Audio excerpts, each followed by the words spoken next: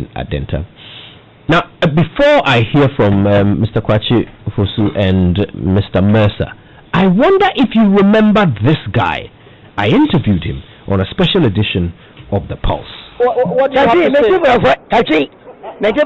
Go ahead, you can last one day, I had him, more than 10 years in me, and I had him, she found anybody like any one and people will chum, walk with the province of Muchum, Uncle Biedi, and one carbon.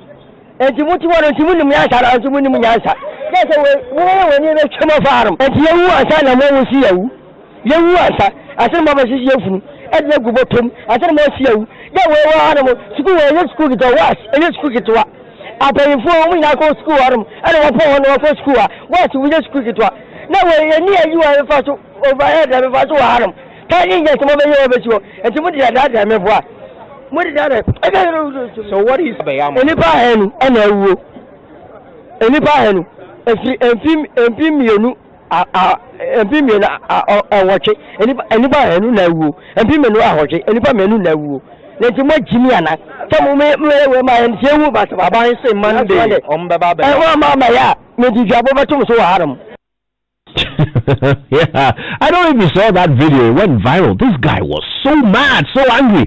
It looked as if he wanted to attack me, full of insults for the government. Why have they not done this? So mad and threatening all kinds of things if that bridge is not built. The bridge is built. It's built now. So why are people still crossing the road and dying? Anyway, look, we need to start thinking of solutions. We'll hear from our guests in the studio in a moment, but I have on the line Chief Inspector Emmanuel Kwame Dosu. He's a station officer at Medina MTTD, one of 4 police stations along that stretch. Let's find out exactly what is being done to solve this problem. Chief Inspector, thank you so much for your time. Good morning. Yeah, good morning, sir. You are welcome, sir. So help us understand. Are there some difficulties? Is there a reason why perhaps we are unable to enforce the use of this footbridge? Okay, my brother, once again, good morning to you. Morning to your cherished listeners this morning. Fine. The footbridge is constructed. In fact, we are enforcing and making all effort for the pedestrians to use the footbridge. Sometimes they will even make enforcement and even arrested about 90 pedestrians who have failed to use the footbridge, and they were all put before Medina District Magistrate Court, and they were fined. And at times we deploy men there to pursue the pedestrians to use the footbridge for their own safety. At times we will be chasing them. When you ask them, they will tell you the footbridge is too long, they cannot use it.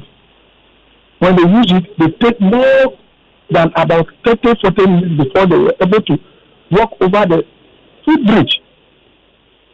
So it's becoming hectic to MTTD personnel at Medina.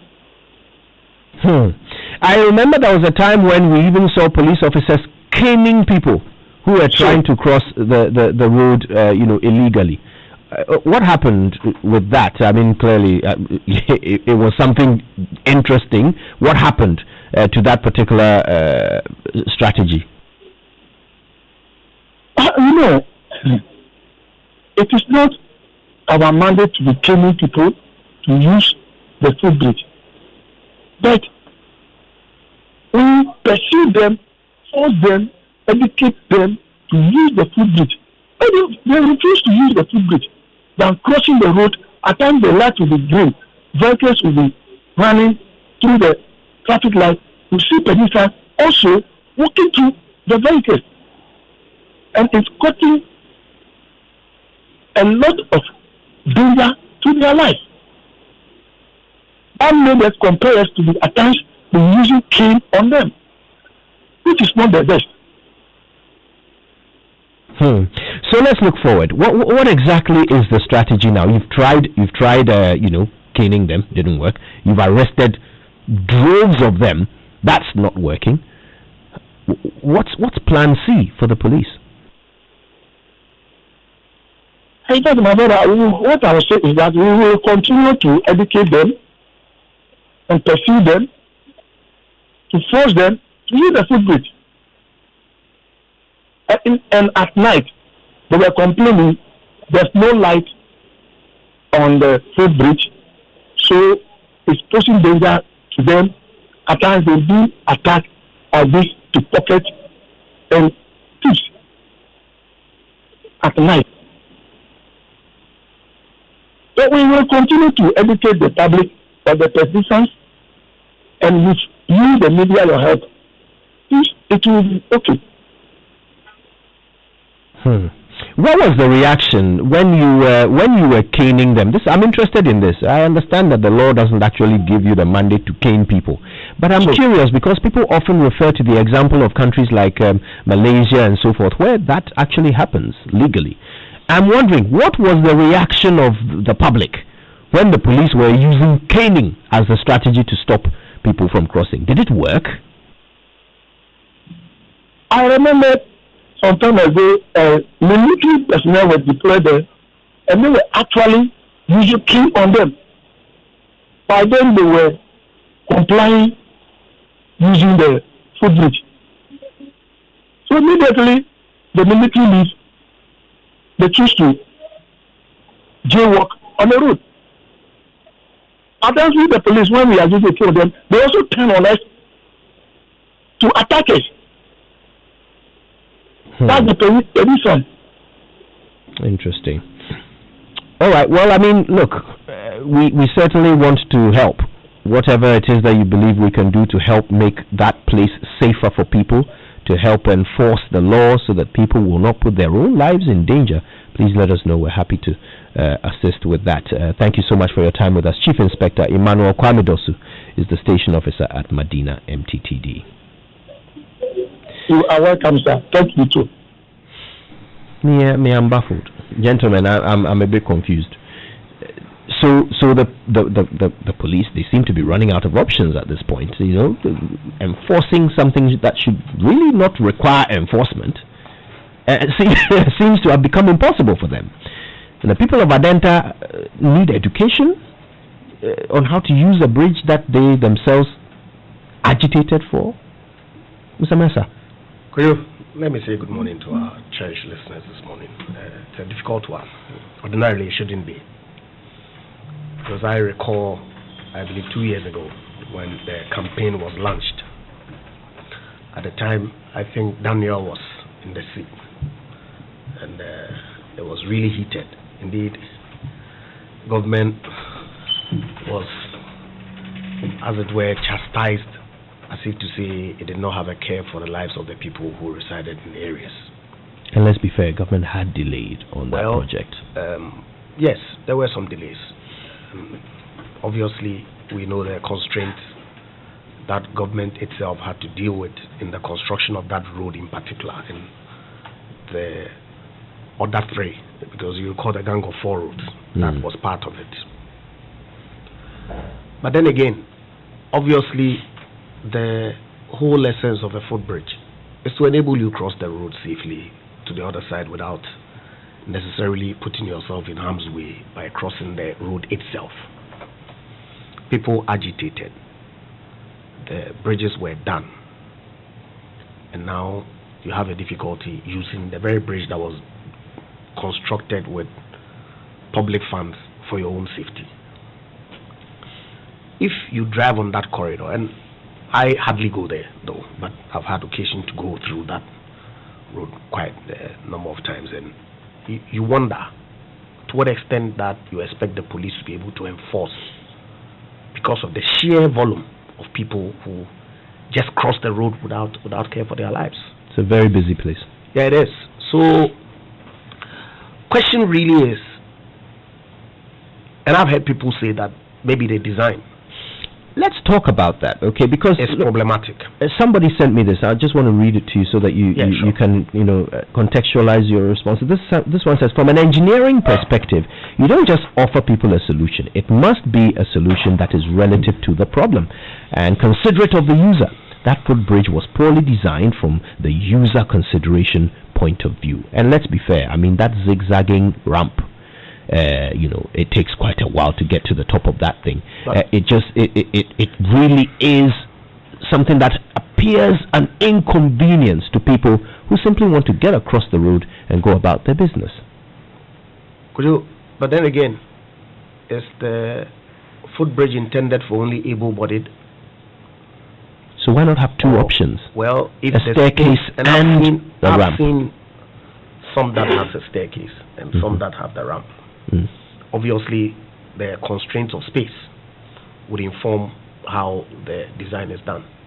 That's public land. And what's the difficulty with space? Well, so the question really is whether the engineers in designing this bridge did not engage the community, because I would have expected that those engagements would have taken place, so that at least some views may go into informing what ultimately is done. And I guess that the Ghana Highway Authority should be able to provide some responses in that regard, because it really makes one sad to see the expense that has had to go into doing these bridges. For people to still not use them and expose themselves to grave danger, if you like. So I guess that it will be useful to engage further to see why it is that I'm sure that this has come up before, and the Ghana Highway authorities give reasons why those designs, and it's not unique to that area. I think I've seen some in other locations as well, and people use them. So the question is, why does the people of that particular enclave just refuse, if you like, to use those bridges? Mr. Kwasi, it occurs to me that the amount of agitation that came before these bridges were built, I mean, it was quite serious. They were burning tires. You heard the anger of that man I spoke to. There are some who think that perhaps the people of Adenta and Medina were pretty much like, the analogy of a dog who sees a car driving by, and they run after the car. But if they were to catch the car, they don't know what they would do with it. Do you feel that perhaps there was just a desire to agitate, rather than a need for a life-saving bridge that perhaps fueled some of those, riotous events? Well, the agitation was justified. I mean, there was no doubt that the absence of footbridges on that very busy, very dangerous stretch posed a clear danger to the lives of those who lived within that enclave. There had been an undue delay in fixing those footbridges, and government could not be absolved of blame in that regard. So whichever agitation... Which government, though? I mean, these projects started a very long time ago. That project was almost complete by the time that the Akufo-Addo government took over. And was anyone working on them at the time the Akufo-Addo government took over? Well, you see, the fact is that anybody who had used that stretch would admit that everything had been done, save the fixing of one or two safety items, if you like, traffic lights, footbridges, and what have you. Those things should not have taken the length of time that it took to fix it. So it is the Akufo-Addo government that should show that they blame. Why, when we came into government, there were many of those Gang of Four routes that had not even started. Some had only reached about 8% completion. We did what we could. We raised money to complete them. This particular one was funded, but apparently the funding was not enough because there were overruns, which in itself is not surprising. It's something that happens all the time. It was the duty of the government of the day to fix whatever problem it inherited, and it is not a road that had just started. So to be clear, and I don't think I mean I don't want us to be blaming, but to be clear, what you're saying is that it was a project that started under the NDC government. Actually, it was funded. It is a project. It started under President Akufo. He found money for it when we came into power. We disbursed the monies. We did it up to a point. But somehow the money that was found for it somehow was not enough, and so the project was not completed. If you had completed it, would we have this problem today? The fact is this: President Akufo found money. We came into power. It wasn't the only road that had not been completed. The Tetekwashi to what do you call it? Medina stretch was one of them. There was the Achimota to Insawum Road, and a couple of others. I think there were 4 or 6 of them. But this was funded. Yes, it was funded. But what I'm saying is that at a certain point, the money ran elsewhere. That is not surprising. There's no need to split hairs over that. Whatever it was that the Akufo-Addo government inherited, it was their duty to complete. And I'm saying that this was a road that was substantially completed by the time they took office.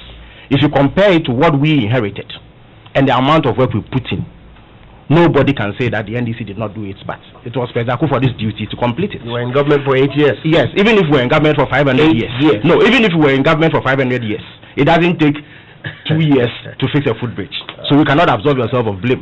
When you went around campaigning and telling people that they should replace us with you, you were not doing that so that you come and sleep on the job. It was your duty to fix whatever you met. So if for some reason you could not fix it, and the people of Adenta got angry, they could not have been angry at the president who had been voted out. They could only be angry at the president who was sitting at the Jubilee House. So you must shoulder the blame. There's no passing the back here. The fact remains that there were agitations. The agitations were justified. In response to those agitations, government took steps to complete whatever work needed to be done. That work was done. We all poked fun at the design of the footbridge. But I must say that I do not agree with those who seek to hold brief for the recalcitrant members of society who cite the design of the bridge as reason why they won't use it. Look, Ojo, I can tell you for a fact that even if the footbridge was brought to the doorstep of people who live in that enclave, there will be a few of them who would still cut corners.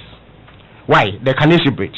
I recall that when it was first designed, there were numerous reports of people who were run over by vehicles because they preferred to cross the road rather than go over the bridge. And the Kaneshi footbridge did not have the difficulties that this particular one that we are talking about had. So what should be done? So for me, rather than use moral suasion and think that by merely talking to people, they are going to change their attitudes towards the use of this bridge, what we should have is the certainty of punishment.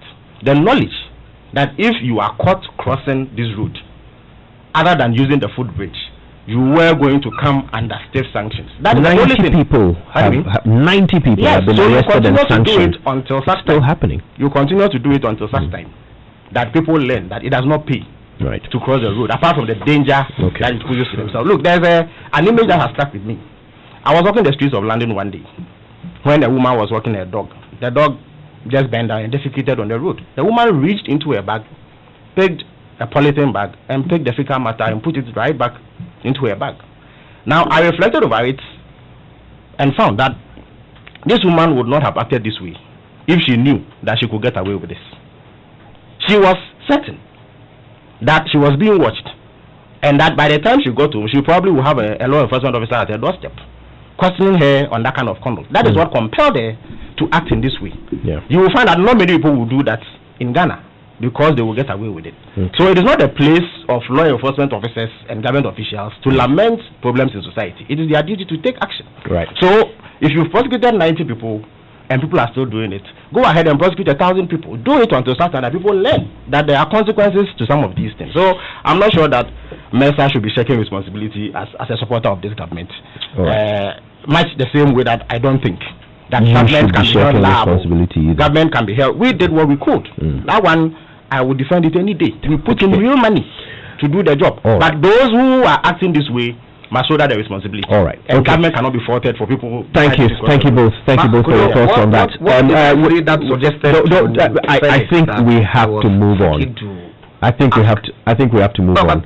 We'll leave it there. Our audience can judge for themselves what has been said. I'm going to wrap up with this message from the chairman of the National Road Safety Commission Board. He says, Kojo, I'm listening to you on the Medina Bridge issue. First, I heard one of your contributors saying the engineering work was poor, and that is what is discouraging people from using it. It is not true that the engineering work the engineering work is the best as compared to the Shiashi footbridge. In any case, one of the ways to understand that the road is one has to understand that the road is a dual carriage, so it's wider. Secondly, it was constructed that way because the lands are joining the road had been encroached upon. Someone also alluded to education. I must say authoritatively that much education and enforcement, including arrests, have been done to deter pedestrians from crossing the road, including even the military embarking on such exercises. In any case, don't forget it is the same people who agitated for the footbridge and it was fixed for them. So what education are they referring to? The issue is simply citizen indiscipline. Well, if you agree, if you disagree, tweet at us, use the hashtag JoySMS. We'd love to share your thoughts with the world. But we have some issues to get into. The registration exercise has been concluded. We're going to learn from our guests whether they think the numbers are swaying things in their favor or in the favor of their opponents. After these. Mommy, I'm hungry. Oh, Hima, today is Mommy's day off, so you can order anything you want. Anything I want? Anything. You can call me Dada Cash today. Yay, pizza, pizza. You crazy, making promises. Do you even have enough cash on you? Honey, just watch and learn. Hello? I'd like to place an order for 2 large pizzas and 2 large drinks. Sure, sir. You can pay cash on delivery. Oh, forget the cash. I'll be paying with CowPay. It's quicker and faster. Pay for anything online and take control of all your payment transactions with CowPay on the CowBank app. Visit the Play Store or the App Store and download the CowBank app to make bank and mobile transfers. Request a checkbook, stop a check, and also have access to the CowPay payment platform. CowBank app. Forget the cash. CowBank, forward together. By 10 a.m., 5 million Ghanaians have heard. Have you heard? At least twice in a trotro, in the queue for Haji's Water, and at a cocoa joint around the corner. So, have you heard that Airtel Tigo calls are free from 5 a.m. to 10 a.m. for 6 months? 6 months? Yes, you heard right. 6 months of free morning calls when you buy an Airtel Tigo SIM and make a simple transaction on Airtel Tigo Money. Share the news because Hong Kong no get leg. Get an Airtel Tigo SIM today. Airtel Tigo. Life is simple. Hey, Ama, Missy Ne, boy be a Missiano. Real deal, package and casa. Tall, dark, pink lips, muscular with 6-pack, handsome with designer clothes and shoes, baby. Girl, he wasn't playing at all. Hey, that. I was eyeing him the whole time. Sonia Mitchell, I strategically positioned myself in front of him. And then he opened his mouth and said hello. Oh, we're ready. And Capelli. Hey, oh, slow. Don't let it happen to you. Use the new Blue Close-Up Cool Breeze toothpaste. It comes with a new minty flavor for long-lasting fresh breath. Stay fresh with Cool Breeze, because blue is the new cool. This advertisement has been vetted and approved by the FDA. And you are you did some big dirt out. Ekosia, I'm awful. I have to go and deposit today's sales and buy some things before I get home. Okay, but deposit money at this time. It's past 6 p.m. Which bank is so open? My daily sales always goes to Stanbic Bank no matter when I close. Even without my debit card, I can still deposit my money at a Stanbic ATM anytime. Stanbic literally follows me everywhere. Hey, wow. That's good though. Me, when I close late, I have to carry the cash on me home with all the risk. Sometimes even when I hear mosquitoes making noise in my ears, I it's my heart. I wake up to see if the money is still there. Don't make me laugh. I said that you are laughing. I'm serious, laugh. Imagine all the 1001 ways you can bank safely without leaving your home or office. If you need any help, send us a message on Facebook, Twitter, or Instagram at Stanbic Bank GH. Stanbic Bank. It can be. The European domestic football action is heading for a big finish as the 2020 UEFA Champions League takes center stage. It's all on the line as Man City, PSG, Barcelona, Juventus, Bayern Munich, and Real Madrid face off in an action-packed mini-tournament. Catch it live on SuperSport from the 7th of August. Get DSTV and find out who will be crowned champions of Europe. Oh my goodness, you cannot write the script for this. This is unbelievable stuff. The world is changing every day. The way we communicate has changed. But what we feel hasn't. Toys have changed. Kids haven't. The way we invest has changed. Why we invest hasn't. The way we learn has changed. Open your screen. But the reason why we learn hasn't. In 175 years, Through every generation, we've learned that times change, but what matters never will. Old Mutual, 175 years of doing great things. Old Mutual Life Assurance Company is a licensed FSP. Wait, what's going on? What's with all the excitement? Jackie, did you see Mark's place or was it just me? I mean, did you see the decor of this guy's home and his home office? That is enough evidence of his high performance even in this work from home season. Look, have you ever received healing from just using a good chair? It's a miracle. Oh, wow, didn't you know? He actually got everything from Orca Deco. And it's not just that, it is so affordable. Jackie, so you knew and you didn't tell me? I'm going to Orca Deco now. Locate Orca Deco showrooms in Accra off the Sprinters Road, Kumasi opposite Breweries. Orca Deco. Best value, best price. Same great bang. Because the greatest things are born from the smallest of thoughts. Just as your seeds in a rich soil grow to become trees that bear fruits, the Agricultural Development Bank, ADB, helps you sow, invest, nurture, and grow your personal and business plans by serving you with years of banking ingenuity and experience in agribusiness, corporate and commercial banking, consumer finance, e-banking, and many more through our network branches across the country. Whatever the culture, whatever the dream, we grow with you. Call us today on 0302-210-210 or visit www.agricbank.com. ADB, truly agric and more. The countdown to December 7th is on. The general election is about you, the people, and the real issues. The Imani Center for Policy and Education and your election headquarters bring you the minor political parties and independent candidates election debate live on Joy News, Joy 99.7 FM, and across our digital platforms. Send your questions ahead to info@ibanigana.org.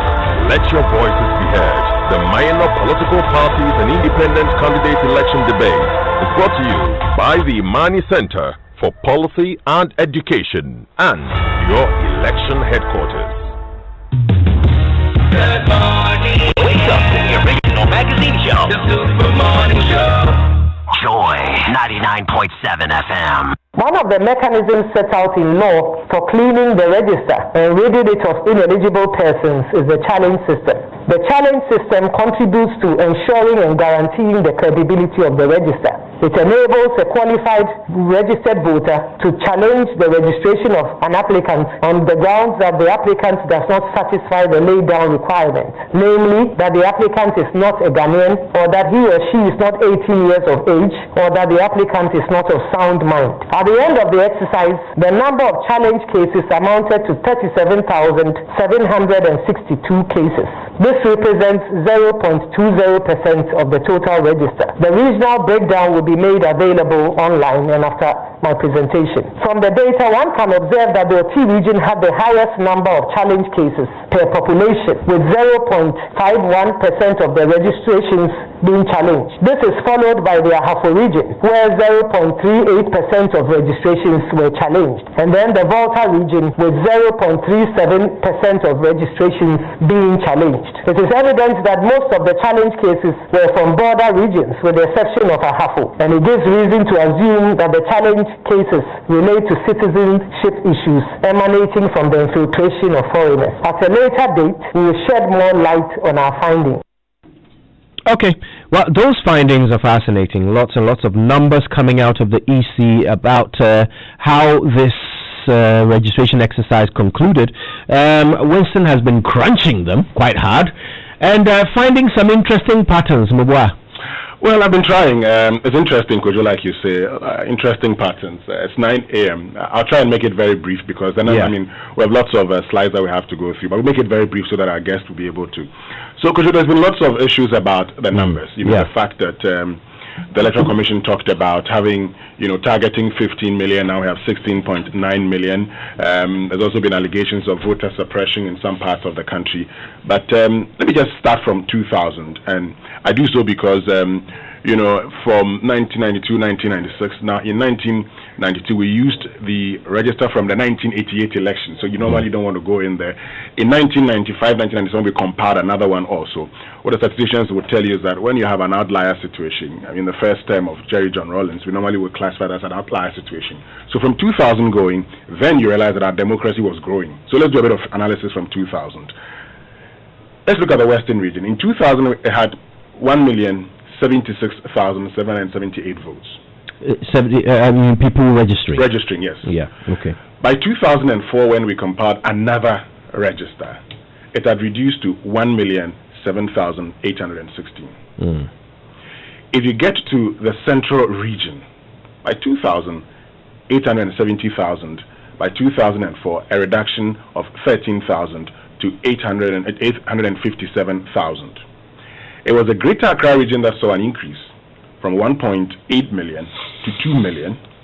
The Volta region also in 2000 and between 2000 and 2004 saw a reduction. 2000, 983,000. 2004, 819,000. Okay, just to establish a trend that you could see in the Western region, Central region, Volta region, Eastern region, Ashanti region, from 2000 to 2004, all saw a reduction in the number of registered voters.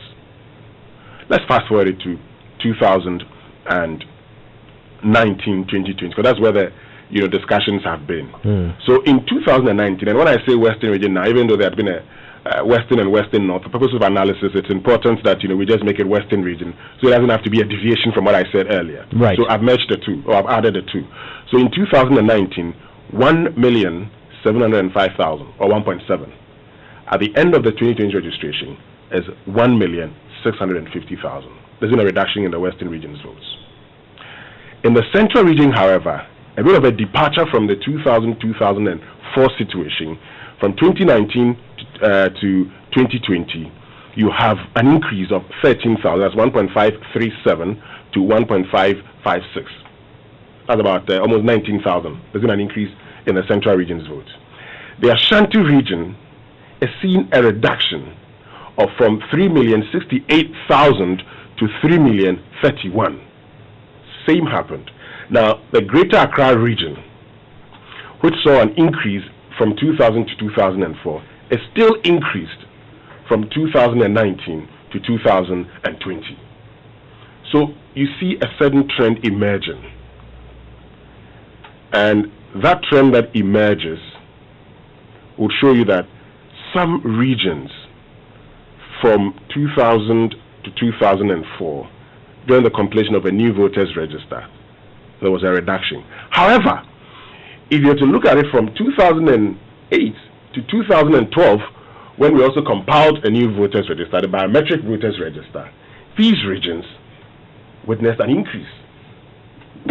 So I'm noticing a trend here. Yes. It seems as if every time there's a voters register compiled while we are under an NPP government, we see decreases in certain regions, like the Ashanti region, like the Volta region, like the Western region. Yeah. And am I right? You're right, if you look at the figures. But we also see increases in these regions when these registers are compiled under an NDC government. Am I right? Yes, when the register was compiled under the NDC government, there were increases. Okay. I wonder what that means. So what I'm doing now is just to give you the figures. The thing about quantitative analysis is that you give the figures and tell you, this is what happened.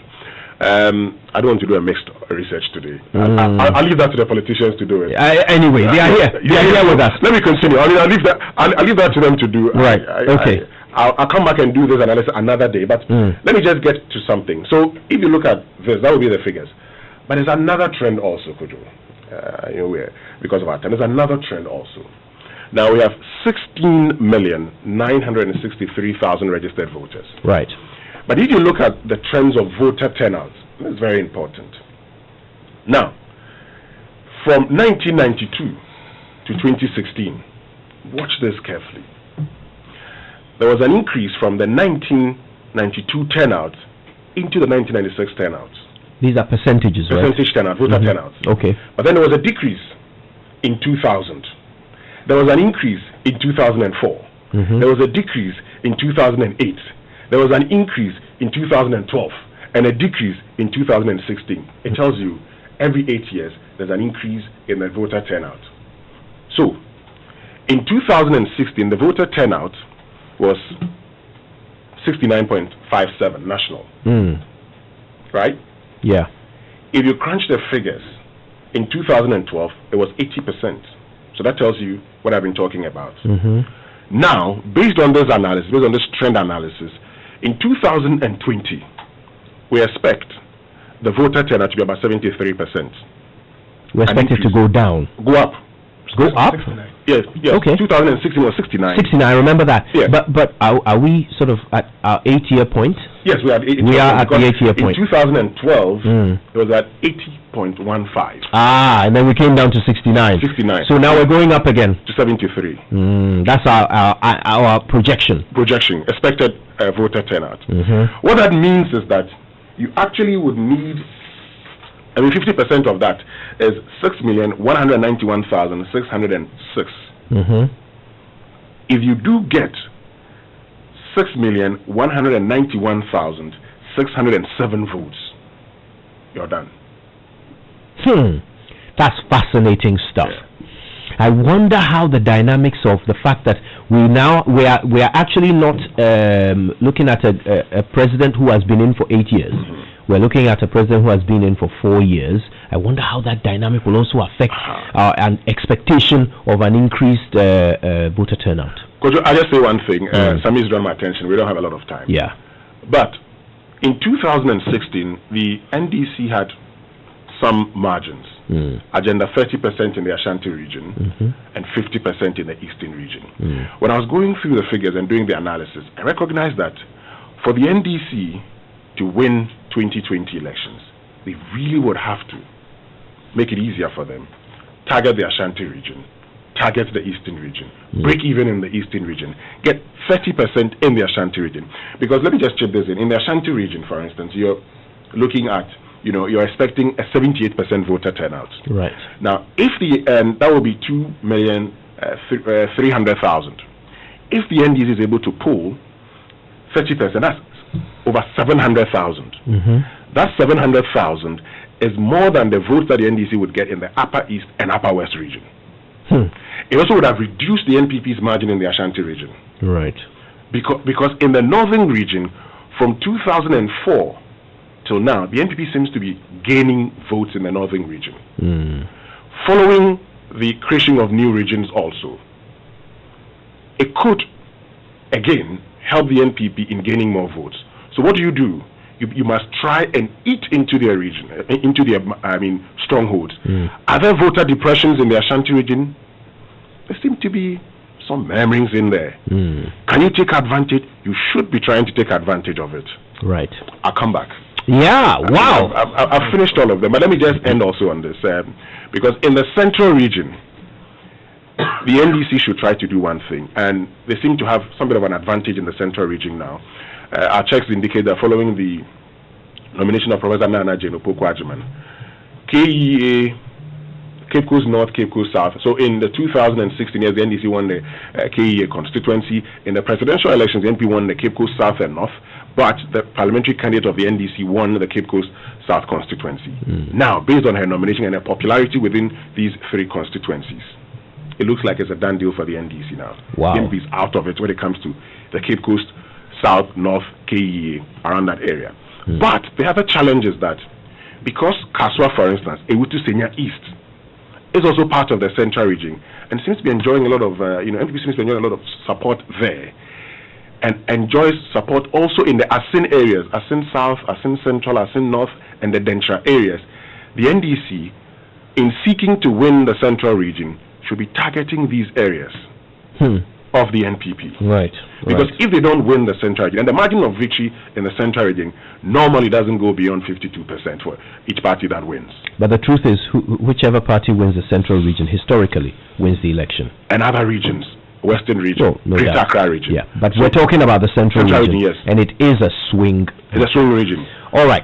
Well, we need to come to our guest. There's so much analysis. Winston, I saw him sitting at his laptop, writing notes copiously. So much analysis, and we will bring you more. We promise you that. But let's hear from our panelists. And Mr. Kwajiposu, if you don't mind, I'll start with you. It looks as if you have an uphill task if we are to look at these numbers. Would you agree with that? Well, it is nothing that we've not witnessed before. Many people tend to underestimate the NDC only because we lost by a heavy margin in 2016. What they forget is that we have won more elections than the MPP actually. So we know how to do it. Different times bring different results. So we are fully aware of what needs to be done in order to claw back lost ground in 2016, and we are going to do just that. Of course, I'm unable to share with you the specifics of our strategy, but anybody who underestimates the NDC will be left laughing at the wrong side of their mouth, only because of the results in 2016. 2016 was an aberration, most unlikely to happen again, not least because we have seen through what was essentially a charade by the New Patriotic Party. They have flattered to deceive. They have been nothing like what they promised they would be. They've left untold hardships on Ghanaians. They have failed to deliver on their promises. Indeed, they have been abysmal in the delivery of their promises. There are many who have been left deeply disappointed by the output of the NPP. So an entirely new dynamic comes to play in the 2020 elections. We in the NDC have certainly learned from the mistakes of 2016. We have a policy platform that is vastly superior to what the MPP has to offer now. And we believe that those policy proposals go to the hearts of the expectations and aspirations of the people of Ghana. So on that basis, people will make electoral choices that would inure to the benefit of the NDC in this particular election. So I'm not sure that it is too much of an uphill task. It is something we know how to do, and we will do again. That said, there are a number of issues that have arisen out of this registration exercise that one cannot gloss over.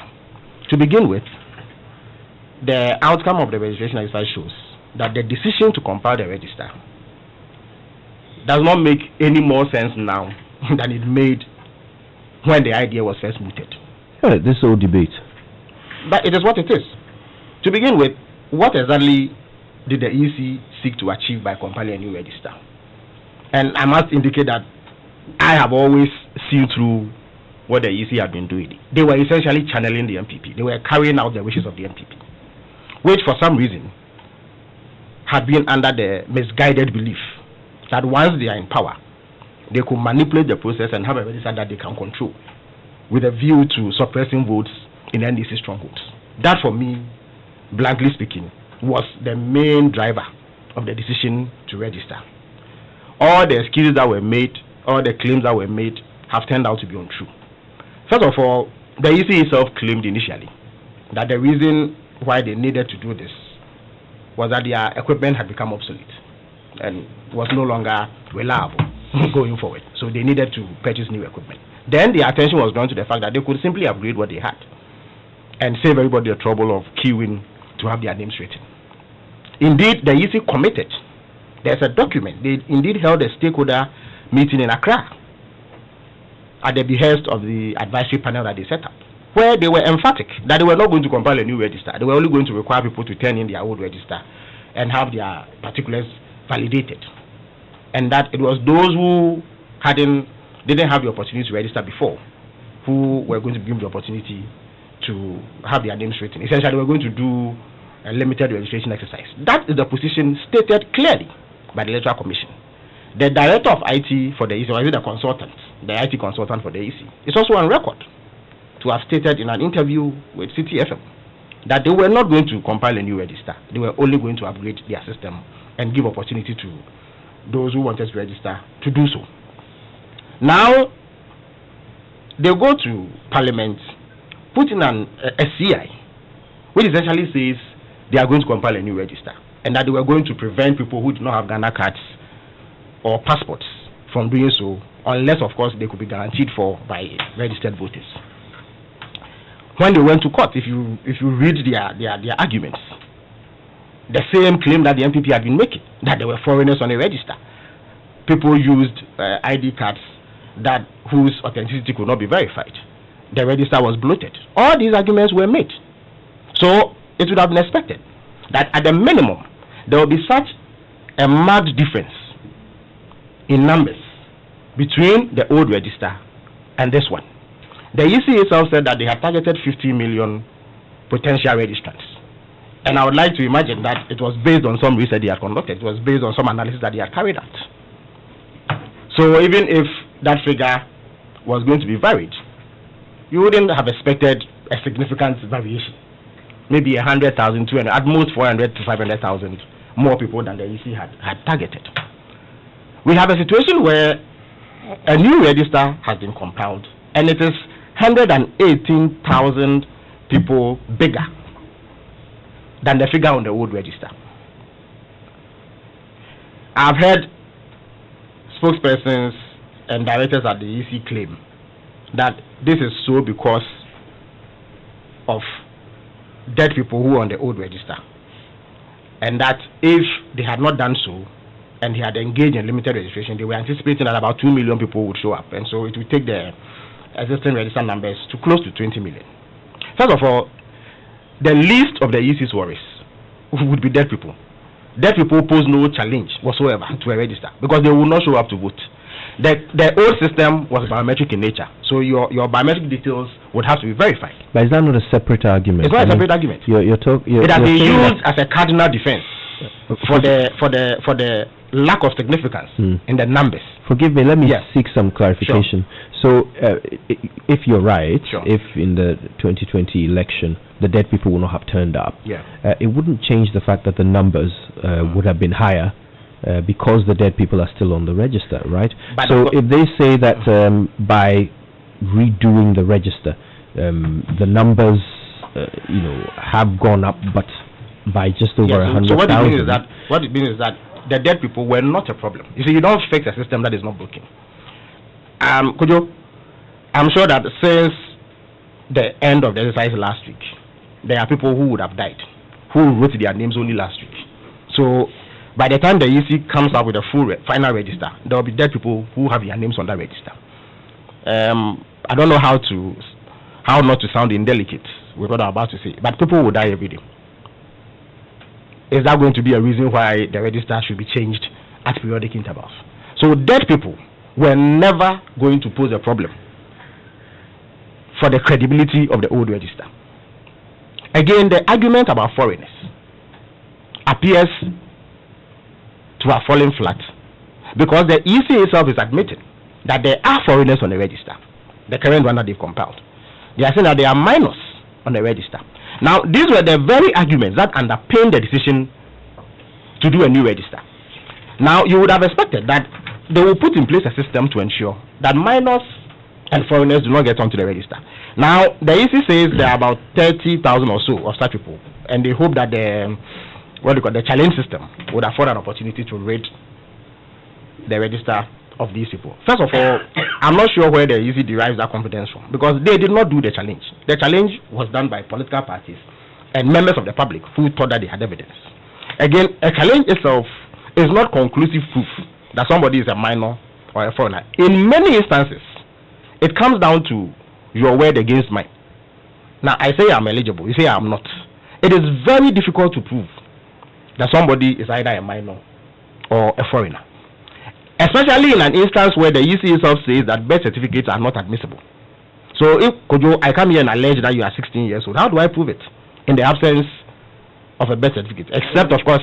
But during the exercise, that was proved for some people. There were some people arrested. Indeed, in the AAK concern, we managed to get about 10 people expunged. So it is possible, isn't it? It is, but we challenged close to 40 people. We only managed to get 10 people expunged. There are people who swore that they knew for a fact that people were barred from other constituencies to register there, and that they were not ordinary residents, or they were not resident, and so they did not qualify to be on the register. But it was their word against the word of the person whom they were accusing. And in instances where you cannot provide documentary evidence, the person's position will be upheld. But does that not mean perhaps that they are indeed So the point I'm making is that whereas the EC claimed that he was doing this to clean our register, they did not have a system that was going to ensure that. The challenge system is extremely defective. Essentially, we were placing more confidence in word of mouth as opposed to authentic documents produced by established state institutions.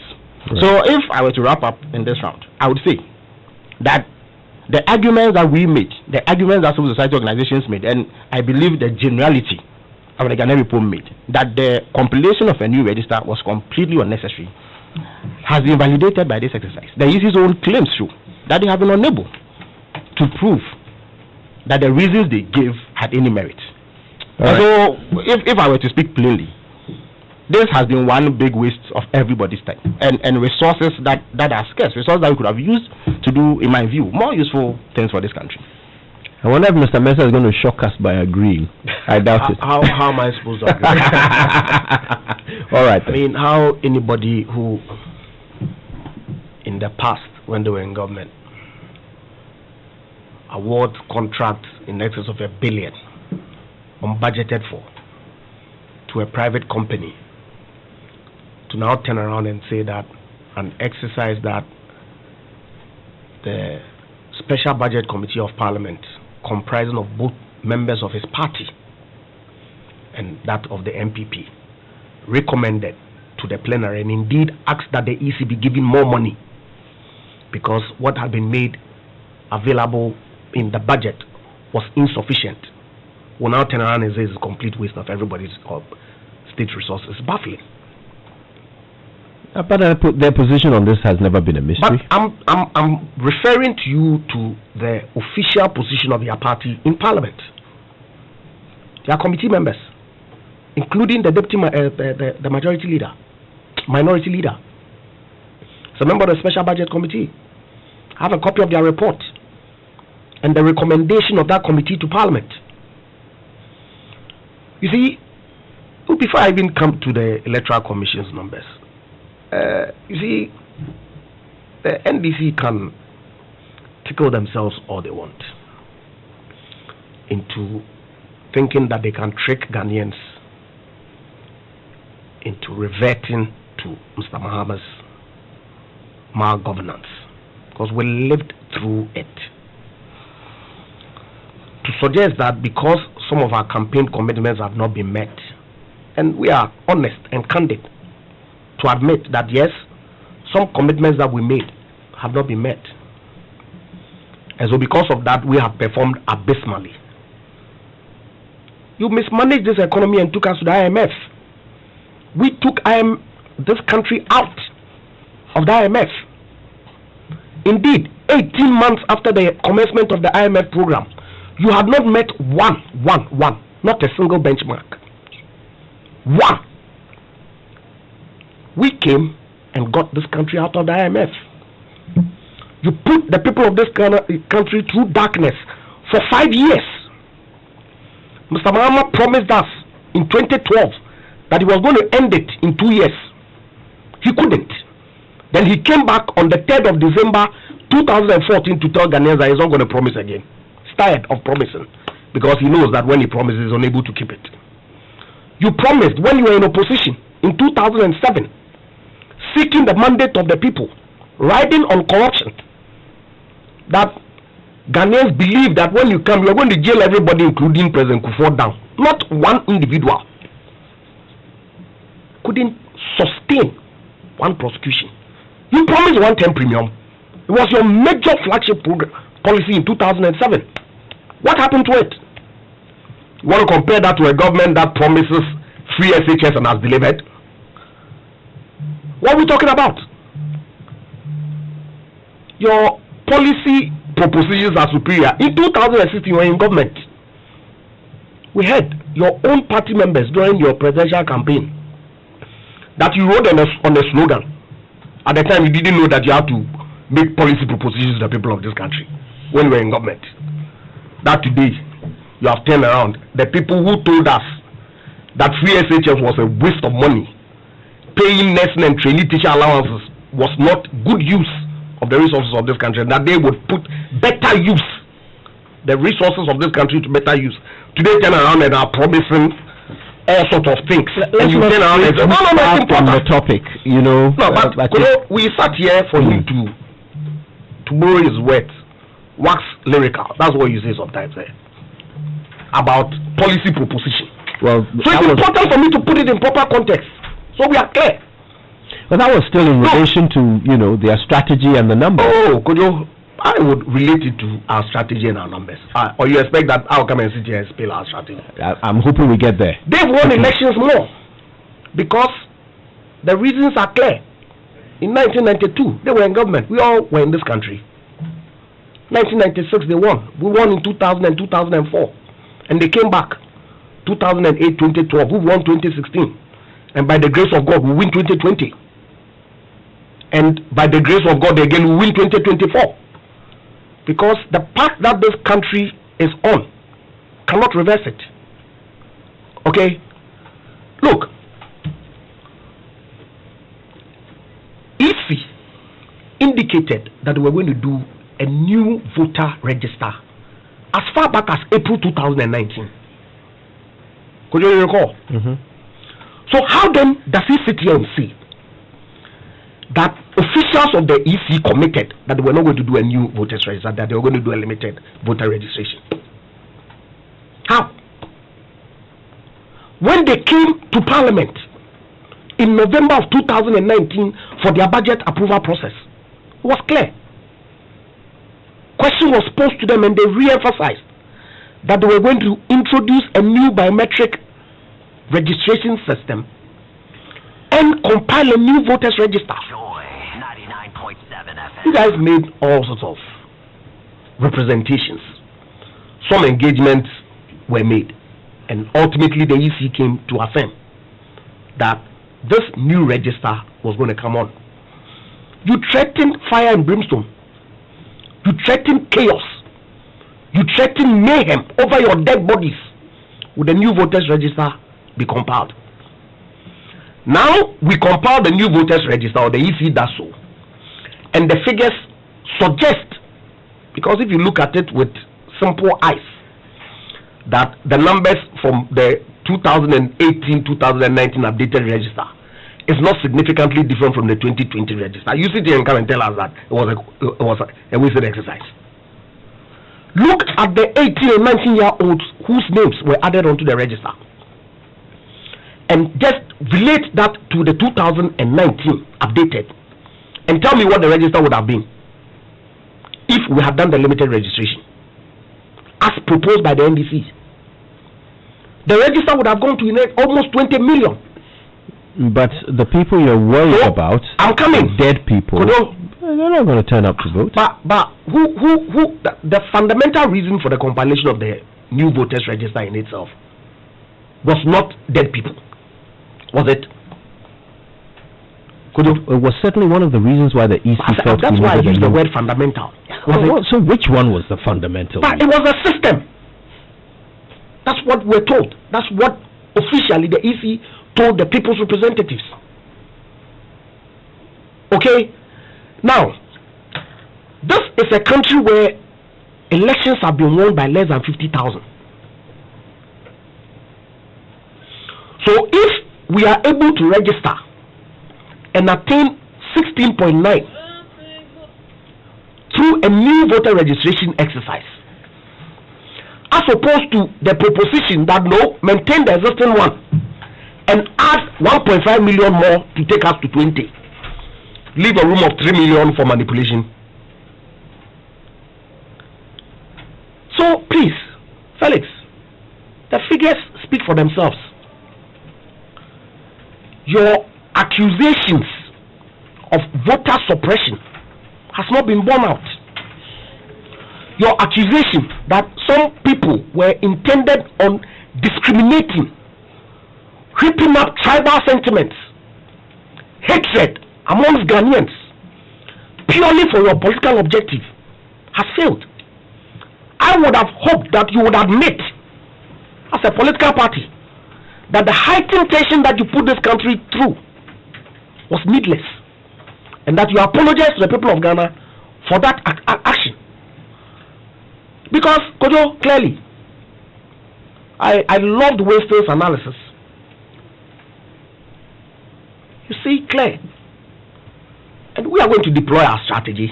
We have a message. We've always had one. And we'll go to the people of Ghana and tell them what it is that we've done between 2016 and now. And what it is that we'll do to consolidate the gains that we've made and the new commitments that we'll make to the people of Ghana will make to them. Got a couple more minutes. I don't have any doubt whatsoever I want to split that the between the two outcome of you. December 2020 will go in favor of the MPP. All right. I'll split the last couple of minutes on the issue of the numbers between the two of you. I'll come to that, President, but let me quickly dismiss this. With the greatest respect to my colleague, this pedestrian propaganda about MPP performance. We have analyzed their commitments to the people of Ghana. They scored a measly 14%. 14%. Look, let me give you the clearest example. Check page 13 of their manifesto. They made the following commitments. One, that they will grow this economy at 10% over the 4 years. Two, they will reduce borrowing. Three, they will ensure fiscal discipline. And a host of others. Now let's take just these three. Since 2017, they have not grown this economy in double digits. Their highest growth was 8.1%, half of which was induced by oil. Since then, it has been declining. Indeed, this year, they will superintend the worst economy in Ghana's fourth Republican history. In fact, in the last 37 years. COVID-19? No. The economy was heading south long before COVID-19. Check the deficit figure. In 2018, the deficit figure was 7.5%. 2019, it was a similar figure. In 2016, where he claims we had mismanaged the economy, the deficit was 6.3%. Check their borrowing. They have added a staggering 140 billion Ghana cedis to our debt after promising in their manifesto, page 13, that we were going to reduce borrowing. The deficit this year will go to 11.6%, even if we were to accept their figures. We believe it will be about 15%. The exchange rate has suffered a catastrophic decline under them. And Kojo, there are countries that have been struck by COVID that are growing higher than Ghana. They include Guinea, Ethiopia, Rwanda, and even Benin. They are growing at 0.9%, the worst in 37 years. So where is that claim about superior economic management? And indeed, he speaks about the IMF. Forget about the fact that by the time we went to the IMF in 2015, we had been there 16 times before then, including twice under the MPP. So you're just keeping up a tradition? Yes, it was exactly a tradition. You see, let me make the point. You appreciate what I'm saying. Why? When COVID struck, within 3 weeks of COVID, they ran to the IMF. They say IMF, they claimed they had weaned us off. They went for a rapid credit facility. You know what that means? That if the money doesn't come instantly, this economy will collapse. That facility actually goes for balance of payment support. But because the economy was in such terrible shape, they begged the IMF to make it direct budgetary support. We went for an extended credit facility spread over 3 years. They went for a rapid, immediate. So you win yourself of the IMF, and yet you run there 3 weeks into COVID. But you say it's a tradition. No, wait. So if it's a tradition, on what basis does he use it as evidence that we mismanage the economy? So essentially, the MPP doesn't eat pork, but they eat pork soup. They hate the IMF, but they will rush there at the fair sight of trouble. In addition to this, he speaks about corruption. Why? And I do not wish to personalize issues, but really, this is a government that packaged a $6 billion valued asset and gave it to cronies to manage. I'm talking about the PDS scandal. And I'm going to have to hold you there on that, because the next thing we're going to talk about is corruption. Okay, great. Let me finish there. So our time is really up. I'll give you 30 seconds to wrap that up. Look, I'm not sure how Mercer can justify the claim that they made in respect of the old register on the basis of the new figures we had. If we have more people on the register today than we did on the old register, it simply means that their claims of foreigners being on a register, their claims of a bloated register, were completely false. If you do limited registration next year, you will still have 18 and 19-year-olds showing up. But the point I made in the earlier round was that so-called bloating was no bloating at all. It was simply the case that over the 8-year life of the old register, people had passed away and that a new register only succeeds in removing those names. Those names never pose the threat. It cannot be a reason why you compile a new register. Again, he speaks about tribal center.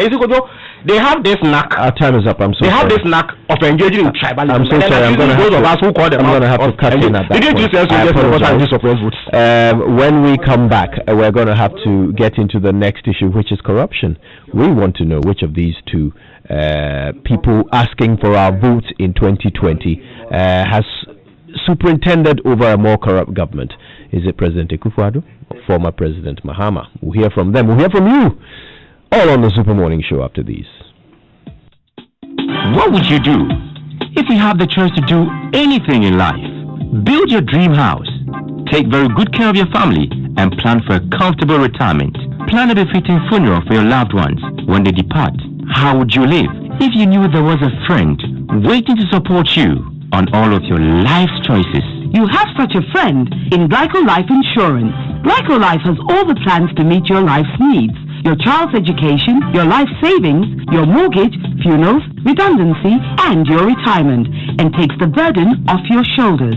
So go ahead and live life to the fullest today with Glyco Life Insurance plans. And remember that all our policies are hedged against inflation. Talk to Glyco Life on 0302-218-500 or 246-142. Also visit our website at www.glycolife.com or any of our branches nationwide for more information. Glyco Life, we cushion you for life. Glyco, we cushion you for life.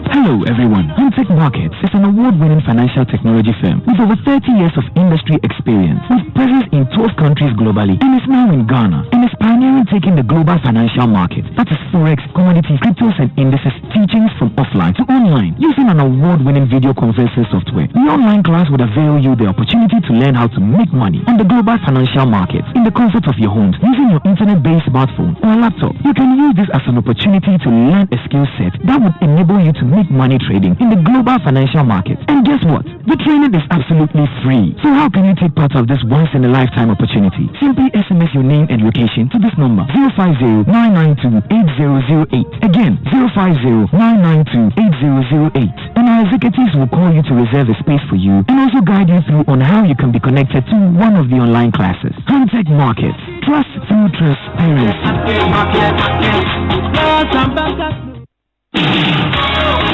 Foreman, how can I say the screening be smooth, perfect, where it is dry fast like that? Contractor, I always tell you, say, interface self-leveling script be the best solution. It is dry fast, where they make the job neater. In fact, it pass analog. This the original digital interface self-leveling script. Hey, babe, I hear you, Interface Man. Interface Limited is the leading supplier and installer of finishing input materials for the building and construction industry in Ghana. Call us on 0274-999999 or visit our website at www.interfacelimited.com. Accidents do happen. It could be a motor accident, a sudden heart attack, or even a stroke, or any other health emergency. The first steps you take are very critical. Should you be involved in or witness an accident, call 112 for the fastest ambulance response. With over 300 well-equipped ambulances all over Ghana, you are assured of the fastest response to your emergency calls. Call 112 during critical health emergencies and save your life and that of your family and loved ones. 112, help will come. 112, we are safe. Avoid prank calls as they can lead to loss of life of persons in actual need of help. Be a responsible citizen.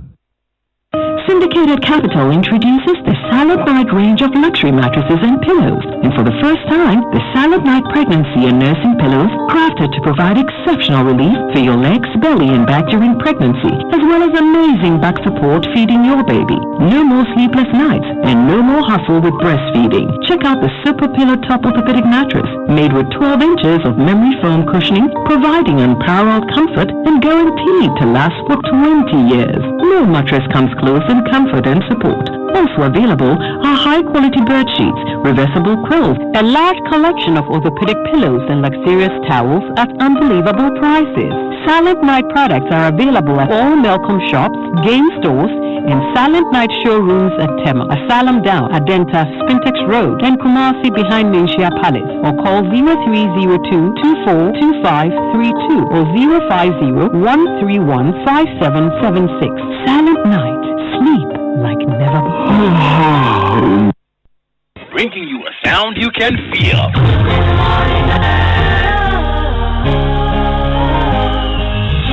All right, it's 9:41 on the Super Morning Show, and we're about to wrap things up on Political Thursday with a simple question. Which government has been more corrupt, Akufo-Addo or Mahama? I want your answers on Twitter. We'll share them in a moment. First, though, a big thank you to Societe Generale, SG Ghana, The Future Is You, and Mala-2 anti-malaria drug from Ernest Chemist, providing quality and affordable medicine. And we're thanking them for today's agenda. Now, look, some great news from Handtech.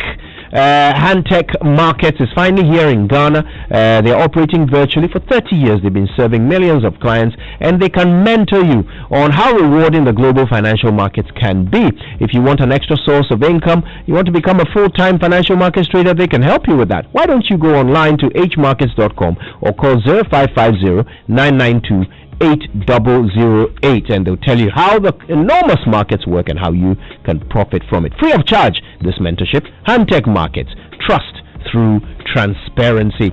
So COVID-19 has changed the world, but in spite of the challenges, there are still people getting things done, like you. The spirit of Africanacity is still alive in Ghana. Healthcare workers on the front line are keeping us safe. Many other essential service personnel are still doing their job to keep us all going. And you're still getting things done across Ghana and Africa, still working, teaching, doing it all, and still using your ingenuity and originality and creativity to make a difference in your little corner. Thank you to everyone still getting things done. Your Africanacity inspires ABSA. Go to absa.com.gh to learn more. Now it's time to bring some life to your home, and Edric Limited is doing that. They are the distributors of Whirlpool appliances. They've brought another way to make life easier. All you have to do is buy any appliance from Edric Limited, whether it's an air conditioner, fridge, freezer, washing machine, and for 3 to 12 months you can make your payments with no interest at all. Yeah, no interest at all. Sorry.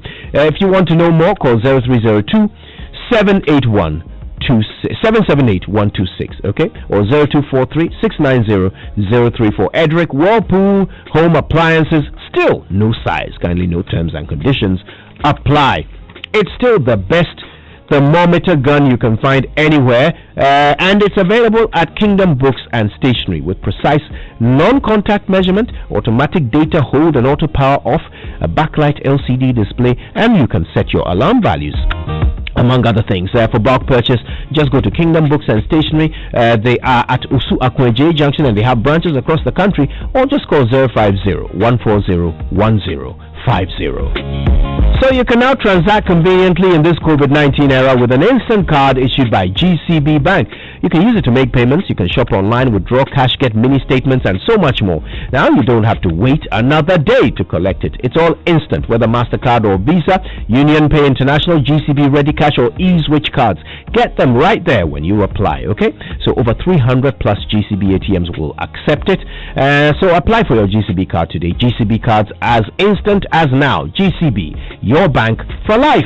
Okay, if you've ever experienced any fraudulent mobile money transactions, if you're a victim of online purchase or e-commerce scams, if you're suspicious of an online recruitment process, if you're a victim of romance scams, if you know the channels to report these incidents, well, that's good. If you don't, then the National Cybersecurity Center, an agency of the Ministry of Communication, is inviting you to report cybercrime or cybersecurity incidents. Call or send a message to 292 or send a WhatsApp to 0501-603-111, or just download the app on Play Store or App Store. Send an email to report@cybersecurity.gov.gh or go to the website cybersecurity.gov.gh. National Cybersecurity Center, securing Ghana's digital journey. Oh, this is what MTN wants you to know. They understand that the very best things in life should be easy, and that's why they've introduced the new star 138 hash menu, where everything is easy. You can purchase all your data bundles with a simpler menu on star 138 hash and bundle away at your own convenience. MTN, we day for you. everywhere you go. All right, text messages on the Super Morning Show are brought to you by Glyco Critical Illness Plan GSIP. It's in your best interest to survive. It's also brought to you by GCB Bank, your bank for life. And before we hear from our panelists on corruption, quick COVID-19 tips. Face shields are designed to protect you from harmful particles flying through the air. That means your face mask may become contaminated while you wear it in public. So wash your hands before and after putting on your shield. Wash your face shield often with soap under running water or clean it with a Clorox wipe. Wear both face mask and shield to be fully protected. And that is your COVID-19 tidbit brought to you by Petrosol. Clean fuel in full quantity. Okay, it's 9:46 and the question is simple. Which government has been more corrupt? I think we know the answer in its brevity from each party, but I want to hear the justification. Mr. Mercer. Well, before I even come there, it's important that I deal with some of the issues that Felix raised before we went. You see, your assessment or your party's assessment of the MPP's performance was expected. But then at least we have independent bodies that also does independent assessment of political parties. And we know what it is Imani said about your government and the performance in respect to the achievement of your commitments to the people of Ghana and what they have said about the New Patriotic Party. And by far, they grade us way, way, way better than they did to you. You see, this talk of we running to the IMF for rapid credit facility, it's strange that even in propaganda we can't be a little honest and admit to the good people of this country that this was a facility that the IMF itself made available to member countries as a result of COVID. Honest propaganda? An NPP invention? Put out some factual matter and let's debate it. That is the fact. And so Ghana took advantage of that facility that had been made available by the IMF and applied. And indeed, it was not for balance of payment support as you people allege. It was clear that because of COVID, nations and states were going to be impacted in terms of their revenue. And so it was important for the IMF to provide that support to enable government meet their recurrent expenditure and other expenditures that they've outlined in their budget for the year. Unlike you, who went to the IMF purely on account of your inability to manage the economy. That was it. In 2012, you spent so recklessly, you never were able to recover post that. And that's what led us to go to the IMF for that support and also to give you policy credibility so that others can see you in some light and assist your government in delivering on this mandate. That's what happened. You see, on this corruption matter, I think that the better way to put it, in my view, is to ask which government have handled corruption better.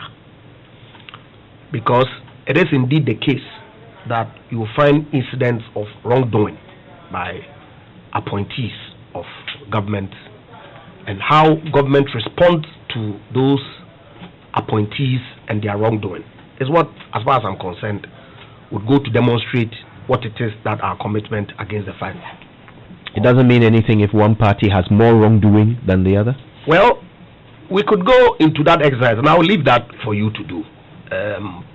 But I think that it is important for us to evaluate what it is that governments do to, one, prevent corruption, and two, that when you are unable to prevent the corruption and it comes up, how you deal with your appointees who are involved in those activities. And you can see, His Excellency the President has said, of course, with the passage of the Special Prosecutor's Bill into law, clearly, and I've always said that if that institution grows to become what it is that the law expects it to become, with the kinds of powers that that office has, clearly will go a long way in dealing with the issue of corruption, which obviously impacts the well-being of our people at great length. Now, under this government, apart from allegations that are trumped up, that has no basis whatsoever, every single wrongdoing by government appointees has been duly investigated or are under investigation as we speak. And I speak of trumped up allegations, and I will give you only 2 instances. One of them is the Ken Bond, so-called, that our friends in the NDC accused the finance minister of having cooked up some bond for the benefit of his friend Franklin Templeton. They didn't even know at the time that Franklin Templeton was an institution and not a human being. To the point that they wrote a letter to the Securities and Exchange Commission in America, launched a complaint, went to charge. Till date, I wonder whether they wrote by canoe to SEC in America. Even with that, I'm sure after 2.5 years they would have come back. Absolutely baseless. But you see, then I'll give you the second example. The second example is PDS. And it's being investigated? I'm coming. I said trumped up. Oh, but you also said they are all being investigated. No. I said that apart from the trumped up and baseless allegations, I'm giving you 2 examples of the trumped up and baseless. Okay. One is the Ken Bond, and 2 is PDS. Trumped up. Why do I say so? The process of transferring ECG to a private participation company commenced under your watch. The Miracle consortium that ultimately won the bid was shortlisted by the NDC government as part of the 6. Indeed, the only thing that they have on is and in my view, unfortunate statement that the energy minister made with respect to fraud, when no investigation had been conducted to establish fraud. Because at the time, the information minister informed the good people of this country that, look, we have detected some material breaches, and so government has suspended the transaction and was referring to conducting some investigation to determine whether to proceed or not. That's it. The energy minister got it wrong. Absolutely. Information minister got it wrong. And I've said it. Okay. No, I didn't say the information minister got it wrong. No, you said he got it right. Absolutely. And the energy minister got it wrong. And that is what our friends are harped on and always trumpeting PDS, corruption. Could let me ask one question. You've read the FTI report, the US investigation, which then recommended that government of Ghana should give PDS an opportunity to procure a new guarantee. Question is, why would the Americans whose funds were being used to support this transaction ask the government of Ghana to proceed when they claim that this was tainted by fraud and corruption? Have been made out. Okay, Mr. Kwachofosu. I'll come to corruption in a jiffy. But for the avoidance of that, you may not have that jiffy. The $1 billion that they accessed is the yearly quota of each member of the IMF. The quotas differ, but our quota was $1 billion. It was not advanced to countries because of COVID. That is what we tapped into in 2015 when we went for the extended credit facility. They went for it under the guise of a rapid credit facility because the economy was collapsing under their watch. They had so mismanaged the economy that they had nothing to fall on when COVID struck. So that point must be placed on record. It is not true that it was an emergency support fund. No. So that point must be cleared. Your question for me is rather unfortunate. Not that it is your fault. When you say that which government has been more corrupt, it sounds like a race to the bottom. Is it not? Yeah, but that would be unfortunate. I'm not sure that is what has actually happened. I think the question should be, which government has promoted corruption and failed to address it? And that would be the MPP government. You see, the most authoritative corruption barometer that is used globally is the Transparency International Index, which shows, and you see, that index is quite peculiar because of the quality of the respondents that they engage. They engage diplomats, they engage business people, they engage academics, they engage people who have a working knowledge of government, people who are most likely to have interfaced in government and so would have come face to face with acts of corruption. And it is known that our best performance ever was in 2014 under President Mahama. Our worst performance was under President Akufo-Addo in 2017. Indeed, President Akufo-Addo's best performance of 41 in 2009 is still worse than President Mahama's worst performance of 43 in 2016. So, if we were to use the figures as you alluded to, there should be no debate about who has been more corrupt, if I were to answer your question directly. But you lost the election. Don't you think that was a factor? So if we lost election with this better performance, you can imagine what will happen to these people with this disastrous performance. Again, you see, my friend has to show respect to the people of Ghana.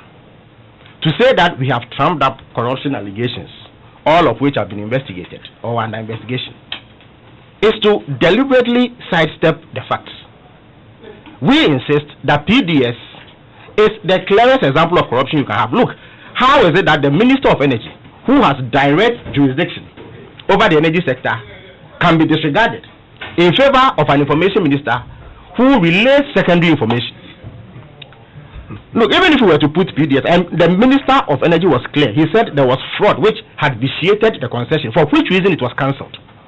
If everything was kosher, that deal will still be subsisting.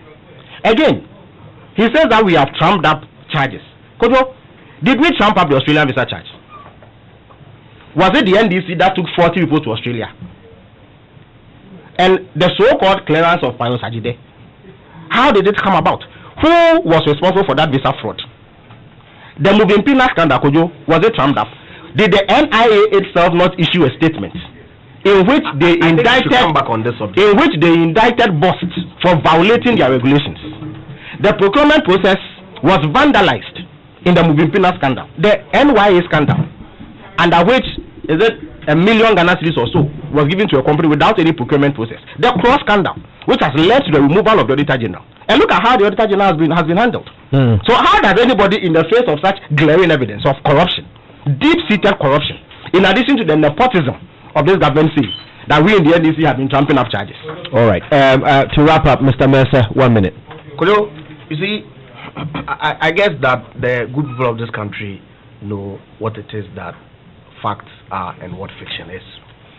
Because as far as I'm concerned, and that's why I was saying that Australian visa wasn't not investigated. And who was held liable? Ghana Police Service was not. No, who was held liable? There was a specific. A Minister of State had been implicated. So who took? Hold on, Australia. No, if the CID have not concluded the investigation, that's a separate matter. So it's been concluded. But I'm saying that I'm saying that relative to Pius. So Pius didn't do it. The investigation, because there were specific allegations that were made Pius didn't do it. Who did it? Why do we only care about Pius? No, I'm saying that. So look. That's why let's find time and I guess that we will come back. Our time is up. I want to thank you both very, very much for your time. This conversation really needs more time. We will bring back our guests so that we can deal with this matter. That question remains unanswered. Which of the two parties has a worse corruption record or a better corruption record, whichever way you want to look at it. Right now, though, we're going to wrap up our show with one of our avid listeners